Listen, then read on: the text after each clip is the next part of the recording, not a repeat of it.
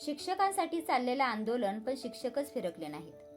नागपूरमध्ये शिक्षकांचे आंदोलन सुरू असताना आजरा तालुक्यातील आरदाळचे कॉम्रेड शिवाजी गुरव यांनी तहसील कार्यालयासमोर शाळा बचाव आंदोलन केलं आणि नागपुरातील शिक्षक आंदोलनाला थेट पाठिंबा दिला.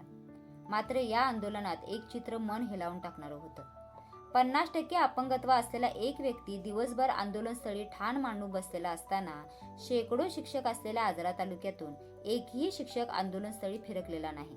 ही बाब लक्षात घेऊन प्राथमिक शिक्षक संघटना आणि शिक्षक चळवळीतील ज्येष्ठ नेते सुनील शिंदे यांनी हीच या आंदोलनाची शोकांतिका असल्याची भावना व्यक्त केली. शिक्षण आणि आरोग्याबाबत सरकारचं धोरण चुकीचं असल्याचा आरोप त्यांनी केला. सरकारी शाळा टिकल्या पाहिजेत, गोरगरिबांच्या मुलांना शिक्षण मिळालंच पाहिजे, प्रत्येक वर्गाला शिक्षक मिळाला पाहिजे, सेवेत असलेल्या शिक्षकांसाठी टीईटी अट शिथिल झाली पाहिजेत आणि पटसंख्येअभावी कोणतीही शाळा बंद करता कामा नये अशा ठोस मागण्या या आंदोलनातून मांडण्यात आल्या.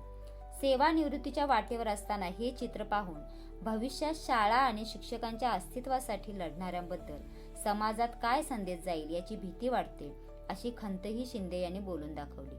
या शाळा बचाव आंदोलनाला कॉम्रेड शांताराम पाटील, शिवसेना उबाटा तालुका प्रमुख युवराज पवार, नेताजी साठे, विशाल गुरव, मारुती आप्पा पाटील कानोली, अशोक आजगेकर डोनेवाडे, कॉम्रेड संजय घाडगे यांच्यासह अनेक पालक आणि नागरिकांनी पाठिंबा दिला.